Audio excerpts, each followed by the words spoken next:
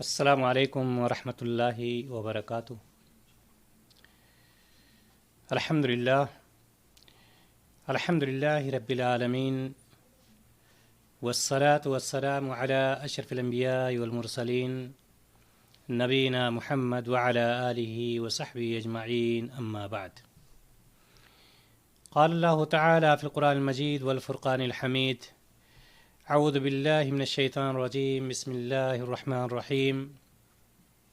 وَقَضَىٰ رَبُّكَ أَلَّا تَعْبُدُوا إِلَّا إِيَّاهُ وَبِالْوَالِدَيْنِ إِحْسَانًا إِمَّا يَبْلُغَنَّ عِندَكَ الْكِبَرَ أَحَدُهُمَا أَوْ كِلَاهُمَا فَلَا تَقُل لَّهُمَا أُفٍّ وَلَا تَنْهَرْهُمَا وَقُل لَّهُمَا قَوْلًا كَرِيمًا۔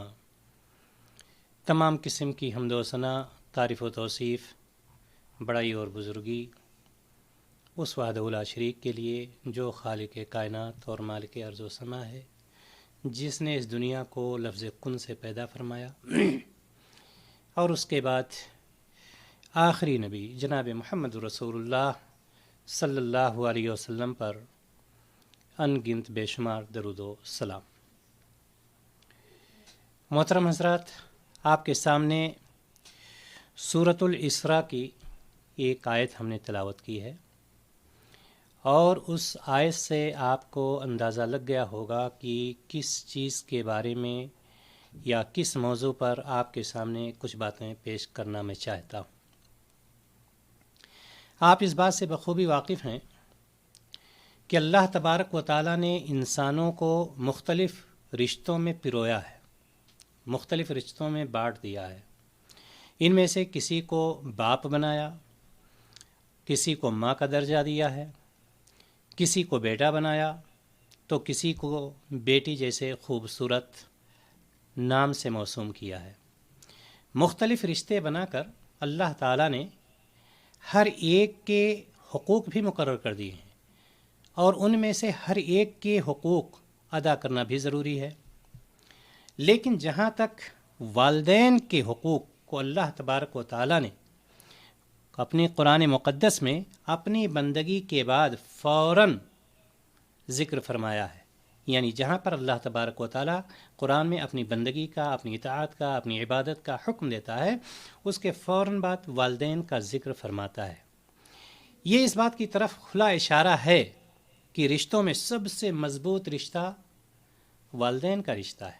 سارے رشتے مضبوط ہیں، لیکن اس میں جو سب سے مضبوط رشتہ پایا جاتا ہے والدین کا رشتہ ہے، اور رشتوں میں سب سے بڑا حق جس رشتے کا ہے وہ والدین کا ہے، یعنی سب سے بڑے حقوق جو ہیں، سب سے زیادہ حقوق جس کے ہیں وہ والدین کے۔ ایک بات عام طور پر لوگ سمجھتے ہیں کہ والدین کے ساتھ حسن سلوک، جی ہاں بالکل ضروری چیز ہے، چونکہ اللہ تبارک و تعالیٰ نے حکم دیا ہے۔ لیکن آج کی اس مجلس میں ایک دوسری طرف آپ کو لے جانا چاہتا ہوں اور اس کی وضاحت کرنا چاہتا ہوں۔ وہ یہ ہے کہ والدین کی جو زندگی ہے، ظاہر سی بات ہے اب آپ یہ سمجھ گئے ہوں گے کہ میرا موضوع ہے والدین کے متعلق۔ میں یہ بتلانا چاہتا ہوں کہ والدین کی زندگی میں اس کی اولاد اس کے ساتھ حسن سلوک کرتی ہے، اس کے حکم کی تعمیل کرتی ہے، اس کی خدمت کرتی ہے، ساری چیزیں صحیح ہیں اور ہونی بھی چاہیے۔ لیکن والدین کی وفات کے بعد کیا ان کے کچھ خاص حقوق ہیں؟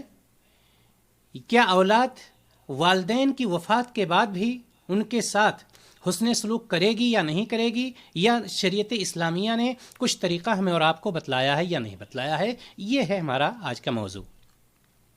خلاصہ کلام یہ ہوا کہ والدین کی وفات کے بعد ان کے خاص حقوق یا ان کے ساتھ حسن سلوک، یا اولاد ان کے ساتھ ان کی وفات کے بعد حسن سلوک کیسے کرے، اس چیز کو ہمیں اور آپ کو جاننے کی ضرورت ہے۔ سورۃ الاسراء میں اللہ تبارک و تعالیٰ نے جیسا کہ فرمایا وَقَضَىٰ رَبُّكَ أَلَّا تَعْبُدُوا إِلَّا إِيَّاهُ، اور آپ کے رب نے یہ فیصلہ کر دیا ہے کہ لوگوں تم اس کے سوا کسی کی عبادت نہ کرو، یعنی اللہ کی عبادت خاص کر دیا، کسی کی بھی عبادت کرنے کا حکم نہیں دیا۔ اور اس کے بعد کیا فرمایا وَبِالْوَالِدَيْنِ إِحْسَانًا، اور والدین کے ساتھ، ماں باپ کے ساتھ اچھا برتاؤ کرو۔ یہ دیکھیں کیسے طریقہ بتلایا جا رہا ہے قرآن میں. والدین کی اتنی اہمیت ہے، اتنی فضیلت ہے، اتنا ان کا مقام اور مرتبہ ہے کہ شریعت اسلامیہ اس کا طریقہ بتلا رہی ہے. اور ایک ایک چیز پہلے کیا فرمایا؟ وَبِالْوَالِدَيْنِ احسانا، والدین کے ساتھ اچھا برتاؤ کرو. ساتھ میں کیا فرمایا؟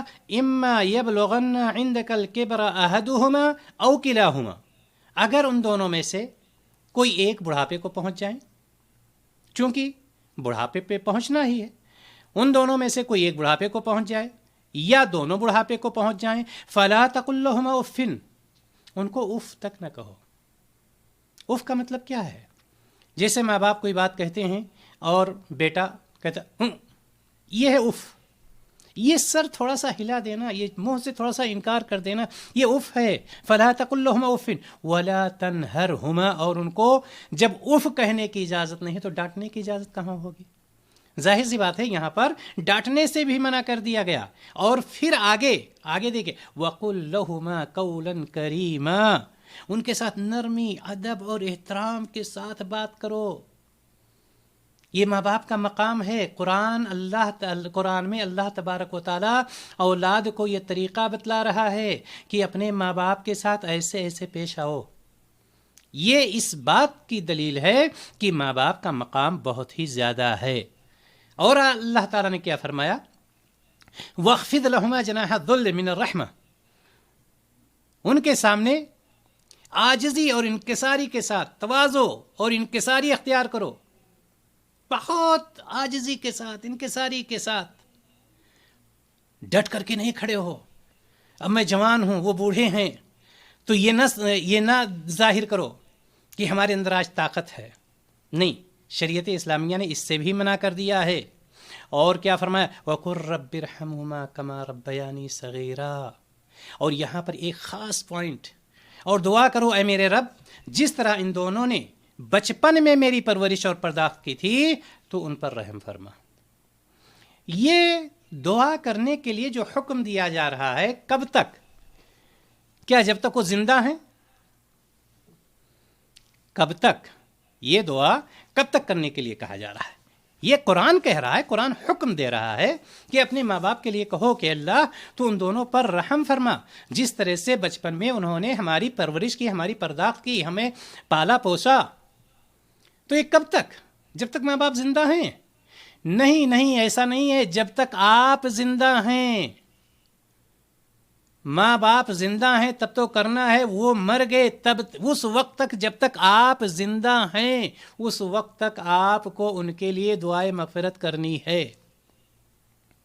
یہ آیت بھی اس بات کو بتلا رہی ہے کہ والدین کی وفات کے بعد ان کے ساتھ حسن سلوک کیا جائے گا. والدین کی وفات کے بعد ان کے ساتھ حسن سلوک کیا ہے؟ زندہ ہیں، آپ حاضر ہوتے ہیں، ان کی بات سنتے ہیں، ان کی بات مانتے ہیں، کوئی چیز طلب کرتے ہیں، اس کو لا کر کے آپ حاضر کرتے ہیں. لیکن وہ دنیا سے جا چکے. اب ان کے ساتھ حسن سلوک کیا ہے؟ اس کو میں آگے بیان کرنے کی کوشش کرتا ہوں. انہی میں سے ایک دعا ہے. جب تک آپ زندہ ہیں، یاد رکھنا، مرد ہو کوئی عورت ہو، جب تک آپ زندہ ہیں، پرائم منسٹر کیوں نہ بن جائے، جب تک آپ زندہ ہیں ماں باپ کے لیے دعائے مغفرت کریں گے. لیکن ایک بات یہ بھی جان لیں، اس آیت کریمہ میں اللہ تبارک و تعالیٰ نے انسانوں کو والدین کے ساتھ نیک برتاؤ کا جو طریقہ سکھلایا ہے، دیکھیں کیسے کیسے بتلایا. پوری آیت میں طریقہ آ رہا ہے. اس سے جو بات سمجھ میں آتی ہے وہ یہ ہے کہ انسان کو اپنے والدین کی تعظیم و تکریم اور خدمت کرنے میں کوئی کسر باقی نہیں رکھنی چاہیے. ان کی خدمت کرنے میں کوئی کسر باقی نہیں رکھنی چاہیے.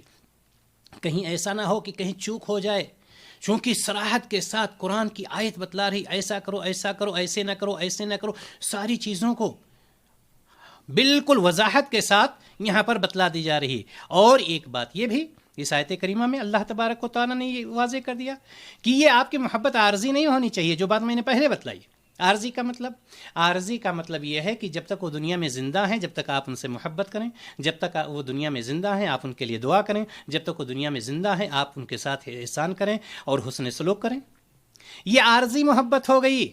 عارضی محبت پر اکتفا نہ کریں. جب تک زندہ ہیں آپ ماں باپ نہیں، ماں باپ تھے جا چکے، جب تک آپ زندہ ہیں ان کے ساتھ حسن سلوک کرتے رہو.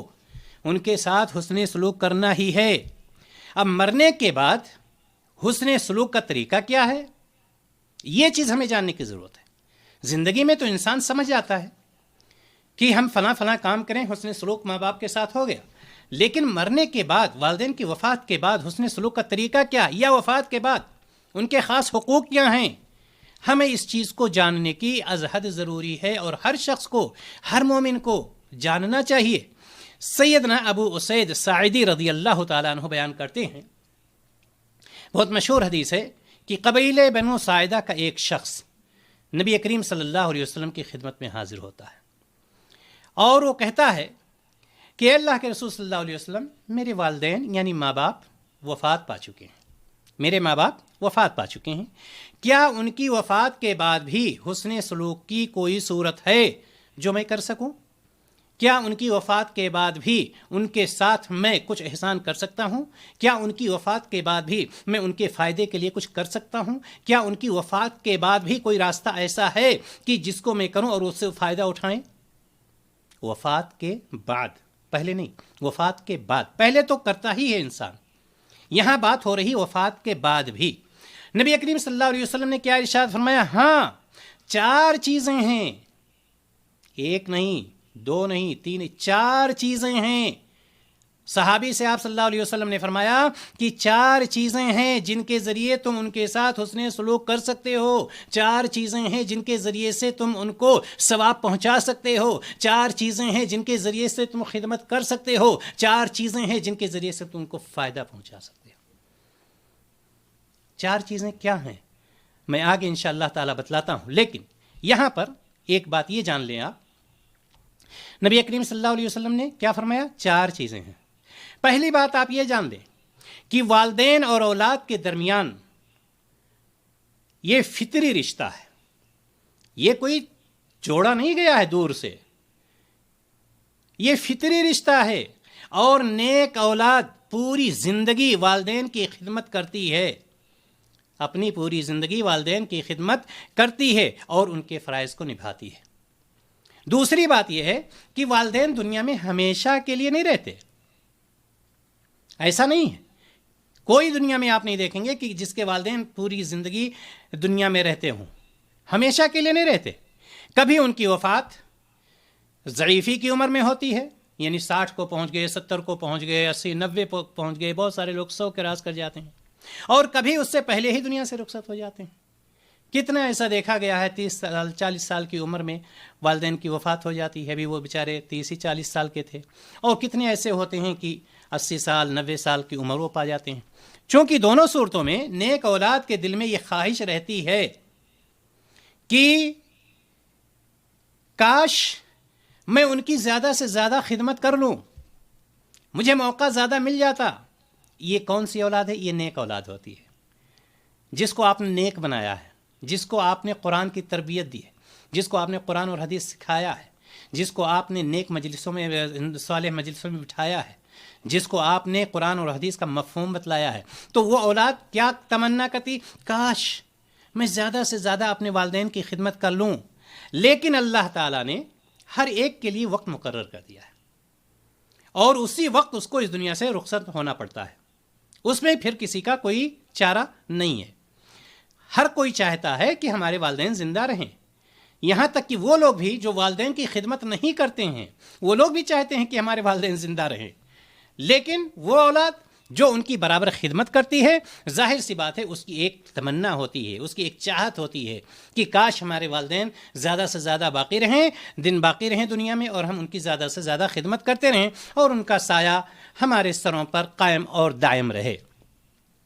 یہاں پر میں آپ کو یہ بتلانا چاہتا ہوں کہ صدقے جاریہ میں سے، حدیث آپ نے سنی ہوگی، نبی کریم صلی اللہ علیہ وسلم کی حدیث ہے کہ کچھ اعمال انسان کے ایسے ہوتے ہیں جن کا ثواب اسے وفات کے بعد ملتا ہے، ثواب اس کو وفات کے بعد ملتا ہے، اور انہی میں سے نیک اور صالح اولاد بھی ہے، انہی میں سے نیک اور صالح اولاد بھی ہے۔ یہ دعا، حسن سلوک کون کرے گا؟ نیک اولاد۔ اگر آپ نیک اولاد چھوڑ کر کے جا رہے ہیں، اگر آپ نے دنیا کمانے ہی والی اولاد چھوڑی ہے، اگر آپ نے دنیا میں نام پیدا کرنے ہی والی اولاد چھوڑی ہے، اگر آپ نے دنیا میں بڑا سے بڑا منصب حاصل کرنے والی ہی اولاد چھوڑی ہے، آپ کے لیے کوئی فائدہ نہیں۔ دنیا کے لیے فائدہ ہو سکتا ہے لیکن آپ کے لیے کوئی فائدہ نہیں، نہ دنیا میں اور نہ آپ کی زندگی میں اور نہ ہی آپ کے مرنے کے بعد۔ تو میں آپ کو یہ بتلا رہا تھا کہ حدیث میں ہے، نبی کریم صلی اللہ علیہ وسلم نے فرمایا ہے کہ کچھ اعمال ایسے ہیں کہ مرنے کے بعد انسان کو فائدہ پہنچتا ہے، انہی میں سے ایک عمل یہ ہے کہ نیک اولاد کا چھوڑ جانا۔ اگر نیک اولاد چھوڑ کر ایک شخص دنیا سے جا رہا ہے تو وہ والدین کی وفات کے بعد بھی ان کے ساتھ حسن سلوک کرتا رہے گا۔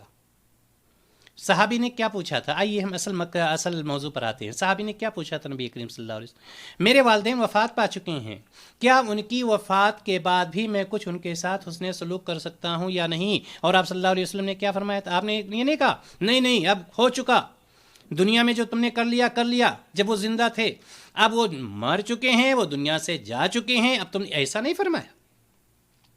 آپ نے کیا فرمایا؟ جی ہاں، تم ان کے ساتھ حسن سلوک کر سکتے ہو، اور ایک نہیں 4 صورتیں ہیں، اس میں 4 چیزیں پائی جاتی ہیں۔ صحابی سے آپ صلی اللہ علیہ وسلم نے یہی جواب دیا تھا۔ نمبر ایک ان سے اللہ سے ان پر رحم کی درخواست اور ان کے لیے دعائے مغفرت کرنا۔ سب سے پہلی چیز اللہ تعالیٰ سے ہم دعا کریں کہ الہ العالمین تو ان پر رب ارحمہما، اے اللہ تو ان پر رحم فرما۔ یہی تو قرآن کی آیت کہہ رہی ہے سورۃ الاسراء کی۔ تو ان کے لیے اللہ تبارک و تعالیٰ سے رحم کی درخواست اور ان کے لیے دعائے مغفرت، یعنی والدین کے لیے مغفرت کی دعا کی جائے۔ سب سے پہلی چیز آپ حسن سلوک کرنا چاہتے ہیں، آپ ماں باپ کو فائدہ پہنچانا چاہتے ہیں، اور یاد رکھنا یہ جو آپ دعا کر رہے ہیں یہ دعا تو ماں باپ کو پہنچے گی ہی، اس کے ساتھ ساتھ آپ کو بھی ثواب ملے گا، دونوں طرف فائدہ ہے۔ اور اولاد جس محبت اور عاجزی سے اپنے والدین کے لیے دعا کرتی ہے، جیسے آپ کا بیٹا ہے، آپ کا بیٹا جو آپ کے لیے دعا کرے گا، کیا کوئی دوسرا شخص اتنی عاجزی سے، انکساری سے، دل سے، لگاؤ سے، تن من دھن سے کوئی دعا کرے گا؟ ہو نہیں سکتا۔ اگر کوئی کرتا ہے بہت اچھی بات ہے، الحمدللہ۔ لیکن جو چیز عام طور پر دیکھی جاتی ہے کہ اولاد جو ہوتی ہے نا، اولاد بہت تن من دھن سے اپنے ماں باپ کے لیے دعا کرتی ہے، لیکن جب اولاد نیک ہو تب، یاد رکھیں میں بار بار کہتا رہتا ہوں، جب آپ نے کھیتی تیار کی ہوگی تبھی اس میں سے فصل نکلے گی۔ اگر آپ نے زمین کو بنجر چھوڑ دیا ہے تو اس میں سے آپ کو کوئی فائدہ نہیں ہوگا۔ بنجر چھوڑنے کا مطلب یہ ہے کہ آپ نے اولاد کی کوئی تربیت نہیں کی ہے، آپ نے اولاد کے ساتھ کوئی ایسا رشتہ نہیں رکھا ہے کہ مرنے کے بعد، آپ کے جانے کے بعد اولاد آپ کے لیے کوئی اچھائی کرے۔ ہم نے وہ تربیت کی ہے یا نہیں کی ہے جو نبی کریم صلی اللہ علیہ وسلم نے بتلایا ہے، ہم نے وہ راستہ بتلایا ہے جو نبی کریم صلی اللہ علیہ وسلم نے بتلایا ہے۔ ان ساری چیزوں کا اگر ہم نے خیال رکھا ہے تو آپ یہ سمجھ لیجئے کہ انسان دنیا میں بھی جب زندہ ہے تب بھی اپنی اولاد سے فائدہ اٹھائے گا، اور اپنے مرنے کے بعد بھی اس کی اولاد اس کو فائدہ پہنچاتی رہے گی،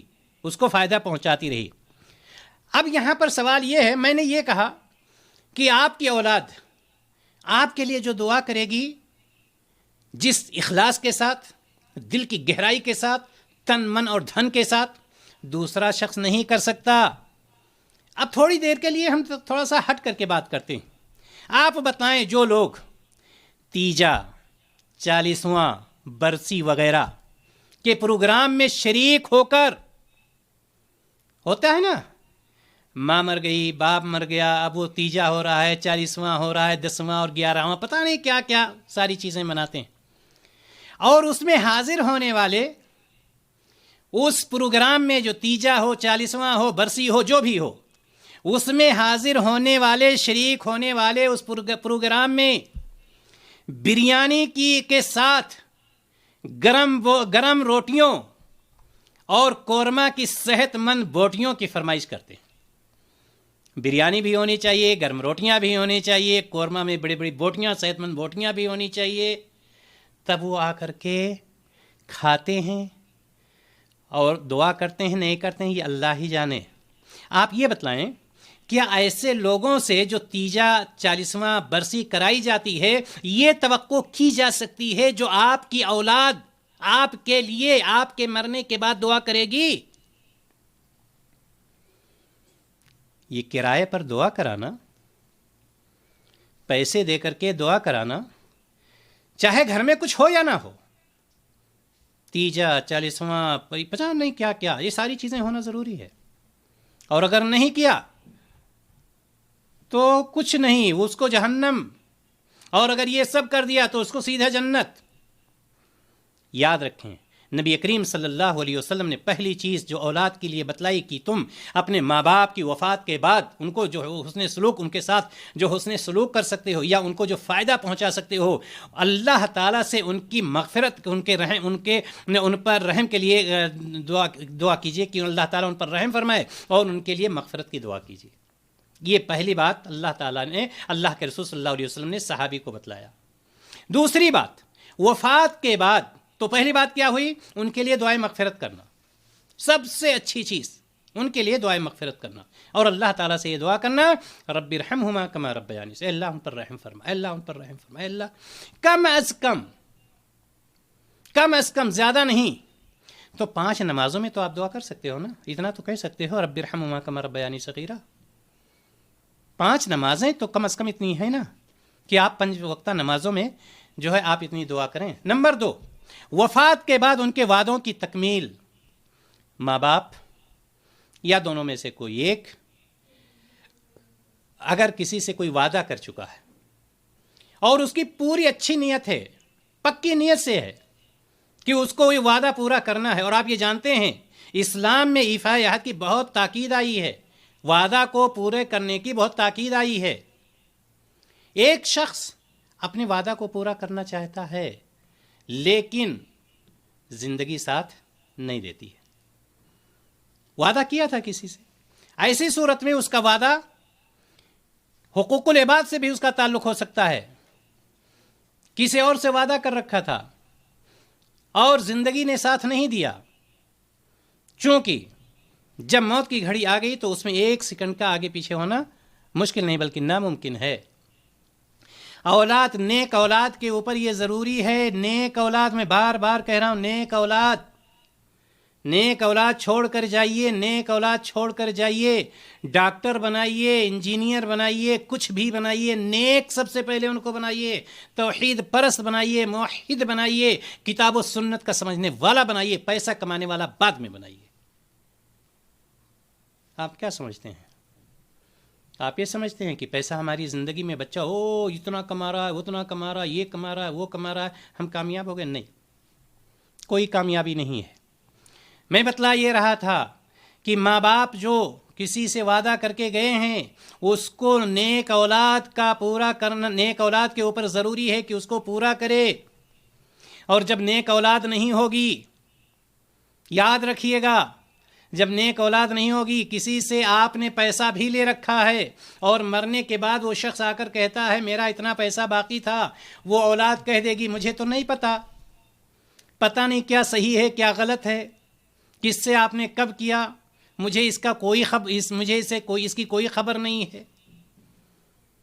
یہ جو بدبخت اولاد ہوگی، بدبخت اولاد تو یہی جواب دے گی اور آپ کے وعدے کو پورا نہیں کرے گی، جبکہ یہی اولاد اگر ماں باپ نے جو وعدہ کیا تھا اس کو پورا کرتی ہے، یا ان دونوں میں سے کسی ایک نے جو وعدہ کیا تھا اس کو پورا، تو اس کو خود ثواب ملتا ہے، اور قیامت کے دن اس کے ماں باپ کو بھی جواب دینے میں آسانی ہو جائے گی، ان کی پکڑ نہیں ہوگی، وہاں پر ان کے لیے بھی راستہ کھل جائے گا۔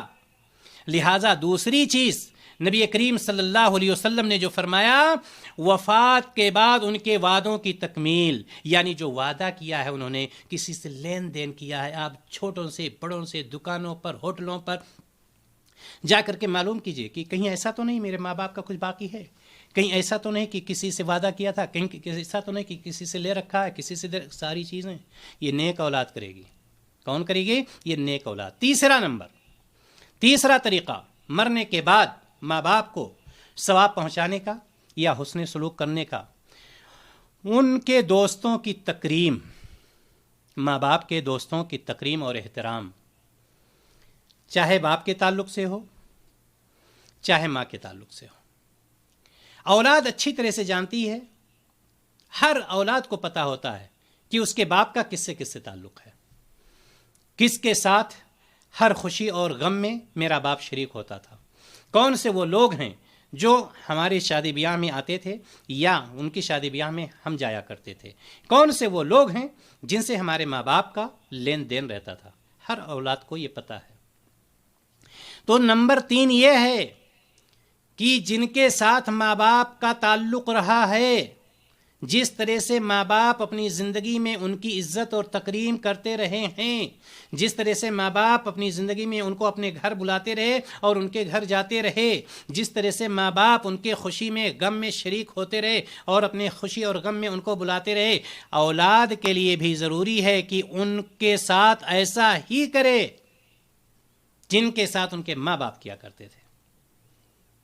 یہ چیز بہت اہم ہے۔ بہت سارے لوگ ایسے ہوتے ہیں، ماں باپ جب مر گئے تو بہت سارے رشتے ٹوٹ جاتے ہیں، اور یہ حسن سلوک نہیں ہے ماں باپ کے ساتھ ان کے مرنے کے بعد۔ اس کے لیے ضروری ہے کہ ماں باپ کے تعلقات جن سے تھے، اب باپ کو کون نہیں، ہر لڑکا جانتا ہے، ہر لڑکی جانتی ہے، ہر اولاد جانتی ہے، ماں کی سہیلیوں کو بھی جانتے ہیں اور باپ کے دوستوں کو بھی جانتے ہیں، لہٰذا ان کے ساتھ وہی اکرام، وہی تکریم، وہی احترام جو ماں باپ کیا کرتے تھے اولاد کو بھی کرنا چاہیے۔ یہ نبی کریم صلی اللہ علیہ وسلم نے تیسرا طریقہ صحابی کو بتلایا تھا کہ تم ان کے مرنے کے بعد بھی ان کے ساتھ حسن سلوک کر سکتے ہو۔ یہ حسن سلوک کا ایک طریقہ ہے کہ ماں باپ کے تعلقات یا ماں باپ کے جو دوست احباب تھے، ماں باپ کے جو دوست تھے، ماں کی جو سہیلیاں تھیں، ان کے ساتھ ہم وہی تعلق رکھیں جو ہمارے ماں باپ ان کے ساتھ تعلق رکھا کرتے تھے۔ اچھا، اس کا ایک فائدہ کیا ہوگا؟ اس کا ایک سب سے بڑا جو فائدہ ہوگا کہ جیسے آپ کا باپ جن سے دوستی کر رکھا تھا، آپ ان کو اپنے گھر پر بلاتے ہیں۔ کیوں بلاتے ہیں؟ چونکہ آپ کے باپ کے دوست ہیں وہ، تو جب وہ حاضر ہوتے ہیں تو ضرور آپ کے لیے بھی دعا کرتے ہیں اور آپ کے باپ کے لیے بھی دعا کرتے ہیں۔ آپ کی ماں جو ان کی سہیلی تھی، جب ان کی سہیلی کو آپ وہی مقام دیتے ہیں جو مقام ماں کی زندگی میں دیا جاتا تھا، وہی سہیلی آپ کے گھر پہ آتی تھیں اور آپ ان کو عزت دیتے تھے، چونکہ ماں زندہ تھی۔ جب آپ ان کو عزت دیں گے تو وہ آپ کی ماں کے لیے اور آپ کے لیے، دونوں کے لیے دعا کریں گے۔ یہ سب سے بڑا فائدہ اس کا ہوتا ہے۔ آخری 4 نمبر اور آخری چیز میں بتلا کر کے اپنی بات ختم کرتا ہوں۔ ماں باپ کے رشتہ داروں کے ساتھ صلہ رحمی، جن سے آپ کا رشتہ صرف انہی کی وجہ سے ہے۔ اس کو بہت غور سے سنیے گا آپ۔ ماں باپ کے رشتہ داروں کے ساتھ صلہ رحمی کرنا، کیسے صلہ رحمی ہوتی ہے؟ کیا مطلب ہے اس کا؟ یعنی والد کے بھائیوں بہنوں، یعنی آپ کے چاچا تایا، آپ کی پھوپھی یا والد کے جو بھتیجے تھے، بھانجے تھے، ان کے ساتھ صلہ رحمی کرنا۔ باپ مر گیا، اب چاچا سے تایا سے کوئی تعلق نہیں، پھوپھی سے کوئی تعلق نہیں، ان کے بھتیجے سے بھانجے سے کوئی تعلق نہیں۔ یہ بھی نبی کریم صلی اللہ علیہ وسلم نے فرمایا ہے کہ ان کے رشتہ داروں کے ساتھ صلہ رحمی آپ کو کرنا ہے۔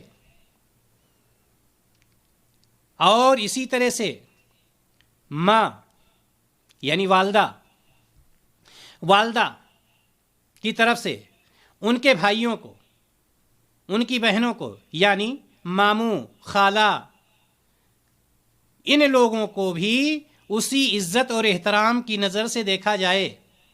اب یہاں پر ایک بات یہ پائی جاتی ہے کہ ماں باپ کے نہ رہنے کے بعد ماموں کا، خالہ کا تو اس سے زیادہ مقام اور مرتبہ بڑھ جاتا ہے۔ ماموں اور خالہ کا مقام اور مرتبہ اس سے زیادہ بڑھ جاتا ہے، لیکن جہاں تک بات ہے چاچا کی، تایا کی، پھوپھی کی، وہ راستہ بند ہونے کے قریب ہو جاتا ہے۔ آخر اس کی وجہ کیا ہے؟ یاد رکھیں خواتین اس چیز کو خاص طور سے، یہ پوری سازش خواتین کی ہوتی ہے، تقریباً پوری سازش خواتین کی ہوتی ہے، چونکہ یہ اپنے بچوں کو جتنا ان کے ماموں سے لگاتی ہیں یا اپنے بھائی سے لگاتی ہیں یا ان کے خالہ یعنی اپنی بہن سے لگاتی ہیں، اتنا یہ ان کے تایا اور چاچا یعنی باپ کے بھائی سے یا ان کی پھوپھی یعنی باپ کی بہن سے نہیں لگاتی ہیں، اور اس کا آپ کو جواب دینا پڑے گا قیامت کے دن۔ ہمیشہ یاد رکھیے، اگر ماں باپ کے ساتھ حسن سلوک کرنا چاہتے ہیں اور آپ چاہتی ہیں خواتین آپ کہ اپنے بچوں کو ہم یہ تربیت دیں، تو آپ کو یہ بھی سکھانا ہوگا کہ میرے بچوں، جہاں پر آپ کو اپنے ماموں کا خیال رکھنا ہے یعنی میرے بھائی کا خیال رکھنا ہے، جہاں پر آپ کو اپنی خالہ کا یاد رکھنا ہے یعنی میری بہن کو یاد رکھنا ہے، وہیں پر آپ کے تایا بھی ہیں، آپ کے چاچا بھی ہیں، وہیں پر آپ کی پھوپھی بھی ہیں۔ اب جب تک اس گھر میں ماں باپ ہیں، جب تک تایا آئے، چاچا آئے، پھوپھی آئے، تب تو کچھ گنجائش ہے، لیکن ماں باپ کے جانے کے بعد اگر چاچا آ گیا، تایا آ گیا، پھوپھی آ گئی، تو ایسا لگتا ہے کہ بھینس بک گئی۔ یہ کیوں ہوتا ہے؟ یہ ماحول پیدا کیا جاتا ہے، اور اس چیز کو ہمیں اپنی اولاد کے، اپنے بچوں کے ذہن میں بٹھانا چاہیے کہ یہ صحیح چیز نہیں، یہ غلط چیز ہے۔ نبی کریم صلی اللہ علیہ وسلم نے یہ بتلایا ہے کہ ماں باپ کے مرنے کے بعد ان کے ساتھ حسن سلوک کر سکتے ہو، اس کی 4 چیزیں ہیں، اور چوتھی چیز جو آپ نے یہ بتلائی کہ رشتہ داروں کے ساتھ، ماں باپ کے رشتہ داروں کے ساتھ صلہ رحمی کرو، یعنی تایا اور چاچا کے ساتھ بھی صلہ رحمی کرو، پھوپھی کے ساتھ بھی صلہ رحمی کرو، ان کے بھتیجے اور بھانجے کے ساتھ بھی صلہ رحمی کرو، ماں کی بہنوں یعنی خالاؤں اور ماموں کے یعنی بھائیوں کے ساتھ بھی صلہ رحمی کرو، جس طرح سے ماں باپ کی زندگی میں صلہ رحمی کیا کرتے تھے۔ تو اللہ تبارک و تعالی اس میں آپ کو بھی اجر دے گا اور آپ کے ماں باپ کو بھی اجر دے گا۔